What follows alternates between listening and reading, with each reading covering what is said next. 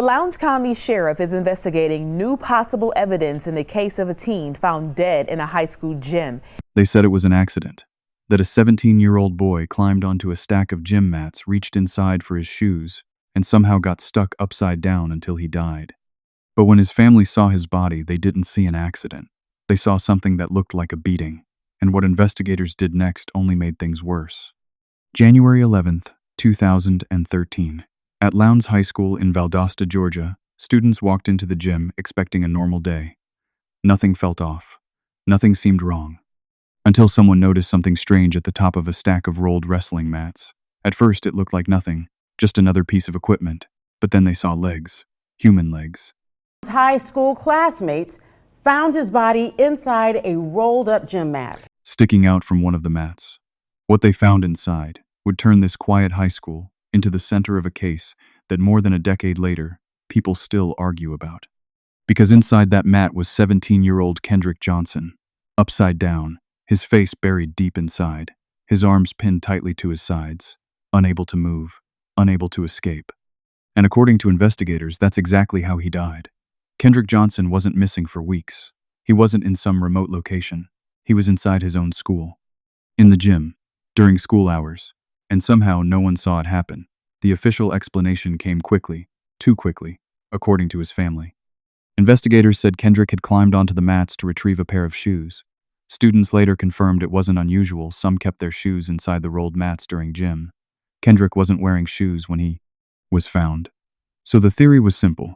He jumped up, reached in, slipped, and fell headfirst into the mat. The mats themselves were tall, tightly rolled, and narrow. Once inside, there was almost no room to move. Authorities said his arms became trapped at his sides, and because of that, he couldn't pull himself out, trapped upside down. With all of his body weight pressing downward, unable to breathe properly, the official cause of death, positional asphyxia, a tragic accident. Case closed. But almost immediately things didn't add up, because this wasn't an empty building. This was a high school in the middle of the day. Students were in and out of that gym. Classes were happening. Life was moving on, just feet away.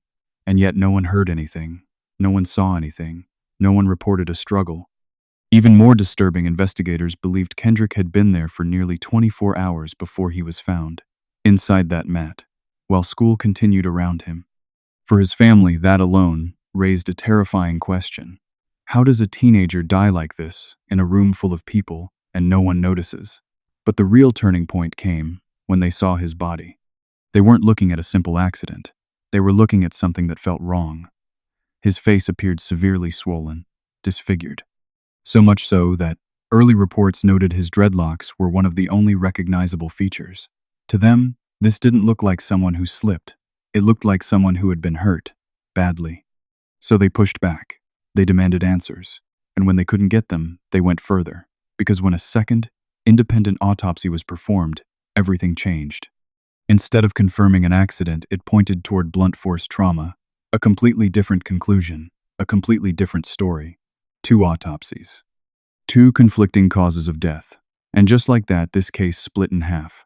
On one side, authorities, standing firm, no foul play, no suspects, no evidence of a crime.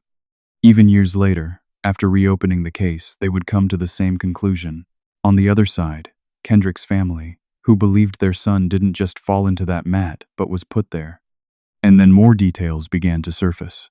Details that didn't just raise questions, they created suspicion. Missing footage, unexplained gaps in time, and a timeline that didn't fully make sense. This wasn't just about how Kendrick Johnson died anymore. It was about what might have been hidden. If Kendrick Johnson died inside that gym, then the answer should be simple. Check the cameras. Lowndes High School had surveillance, multiple cameras, hallways, entrances, parts of the gym, so investigators pulled the footage, and at first, it seemed like this case might be solved quickly. But then something didn't make sense.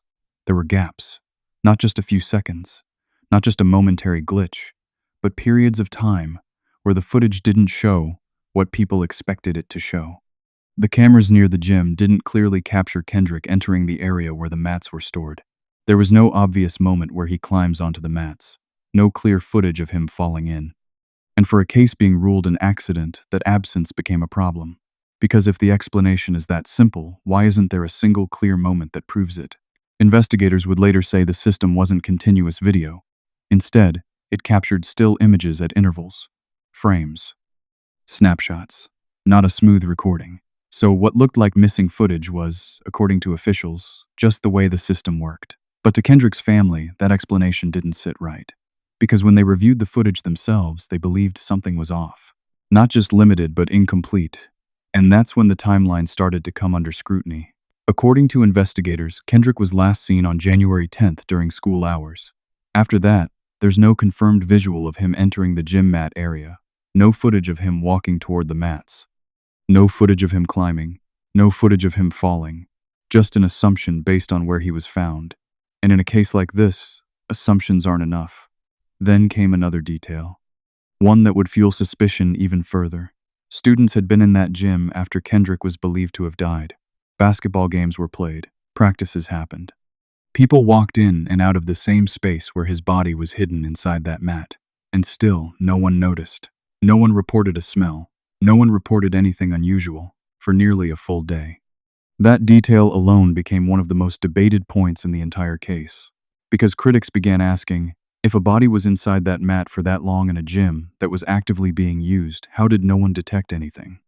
Authorities maintained that the position of the body deep inside the tightly rolled mat could have delayed any noticeable odor. But for many people watching the case unfold, that explanation didn't fully land. And then, the questions got even sharper. Because attention started to shift away from just the footage and toward the people around Kendrick that day, specifically 2 students. Rumors began spreading that Kendrick had previous conflicts, that there had been tension, even allegations of a fight. These rumors quickly took hold online. Names were shared, accusations were made, and suddenly, this wasn't just a mysterious death. It was being framed by some as a possible cover-up. The 2 students at the center of those rumors denied any involvement, and investigators stated publicly that they were not suspects. But the speculation didn't stop. Because in high-profile cases like this, when answers feel incomplete, people start filling in the gaps themselves. And the gaps in this case were everywhere. Then came another twist, one that would push the family's suspicions even further. Because when they dug deeper into the investigation, they didn't just question what was missing. They started questioning what was handled. Evidence, photos, the way the scene was processed, and whether everything had been done the way it should have been, to authorities. This was still a tragic accident. But to Kendrick Johnson's family, this was starting to look like something else entirely. Something they believed was being overlooked, or worse, ignored. And as the case gained national attention, the pressure began to build. More eyes, more questions, more scrutiny. Because the deeper people looked into Kendrick Johnson's death, the harder it became to accept a simple explanation. And then a new development changed everything again: the body.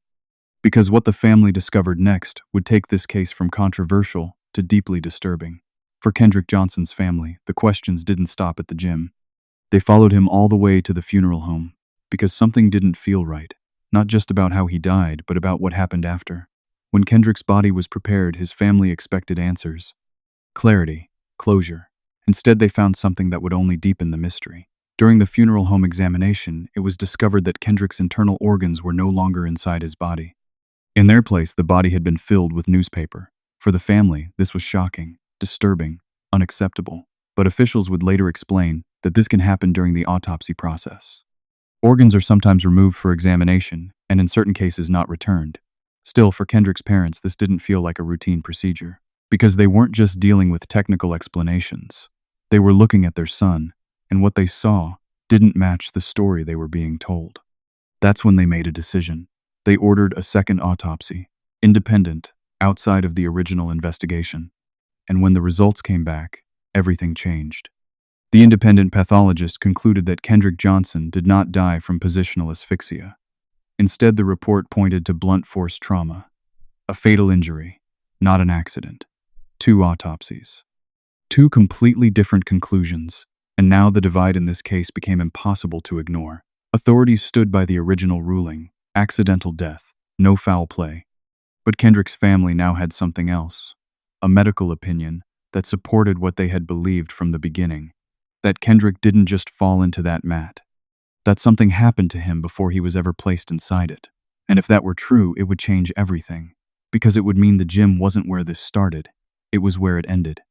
The family began speaking out publicly, demanding the case be re-examined, demanding accountability, and as their voices grew louder, so did the attention. National media picked up the story. Online communities began dissecting every detail, and with that attention came something else: theories. Some focused on the injuries described in the second autopsy, others pointed back to the missing footage, the gaps in the timeline, the unanswered questions. And then there were the more serious accusations. Claims that this wasn't just a misidentified accident, but a deliberate act, followed by a failure to properly investigate it. Authorities pushed back, strongly, maintaining that there was no evidence of homicide, no sign of a fight, no indication that anyone else was involved. But by this point, the case had already taken on a life of its own. Because when two official narratives exist, people start choosing sides. And Kendrick Johnson's case was no longer just about what happened in that gym. It had become something bigger, a question of trust. In the investigation, in the evidence, in the system itself. And just when it seemed like the case couldn't get more complicated, it did, because the family didn't stop at autopsies. They took it further, into the legal system, filing lawsuits, naming individuals, alleging that their son's death was not properly handled, and that the truth had never fully come out. This wasn't just a fight for answers anymore. It was a fight for accountability. And as the years went on, the case would be reopened, reviewed again, re-examined under national pressure. But even then, the conclusions wouldn't change, which only raised one final question. If everything had been looked at again, and the answer stayed the same, why does this case still feel unresolved? By this point, Kendrick Johnson's case was no longer just an investigation. It was a battle between two completely different versions of the truth. On one side, officials, standing firm in their conclusion, a tragic accident, no foul play, no suspects. On the other, Kendrick's family, who believed their son's death had never been properly investigated. So they took the next step. They went to court. In 2015, Kendrick's parents filed a wrongful death lawsuit, seeking millions in damages. The lawsuit named multiple individuals, including students they believed were involved, as well as officials they believed failed to properly handle the case. The allegations were serious: that Kendrick had been attacked, that his death had been covered up, that key evidence had been ignored or mishandled. But in court, those claims faced a different kind of scrutiny, because allegations require proof, and ultimately, the lawsuit was dismissed. A judge ruled that there wasn't sufficient evidence to support the claims being made. For the family, it was a devastating setback. But it didn't end there. Because even as the legal case fell apart, public interest didn't. If anything, it grew stronger. Online discussions exploded. Social media kept the case alive. People debated every detail: the mats, the footage, the autopsies, the timeline, and one question kept coming back over and over again. Was this really an accident? Years passed. But the pressure never fully disappeared. And then in 2021, something unexpected happened. The case was reopened. The sheriff's office announced they would take another look, re-examine the evidence, review everything from the beginning. For Kendrick's family, this was hope, a chance that, after years, something might finally change. Investigators reviewed the case again, the evidence, the reports, the timeline, and when they were done, they announced their conclusion. Nothing had changed. Once again, they ruled Kendrick Johnson's death an accident. No evidence of foul play. No conspiracy. No suspects. The case was officially closed, again. But for many people, including Kendrick's family, that wasn't the end. Because in recent years, the fight has continued. New legal action has been filed. Defamation lawsuits. Ongoing efforts to challenge narratives. And to push back against how the case has been portrayed. Because for the Johnson family, this has never just been about one ruling. It's about everything that didn't feel right. The missing clarity, the conflicting autopsies, the unanswered questions, and the feeling that something about this case never fully added up. Today, more than a decade later, Kendrick Johnson's death remains one of the most debated cases in true crime. Some people believe the evidence supports a tragic accident, that a series of unfortunate circumstances led to an unthinkable outcome. Others believe something far more serious happened, that the truth was missed or overlooked, and that somewhere in the details, there's still a piece of the story that hasn't been fully explained. Because at its core, this case leaves behind one haunting reality. A 17-year-old boy went to school and never came home, and depending on who you ask, we still don't fully know why.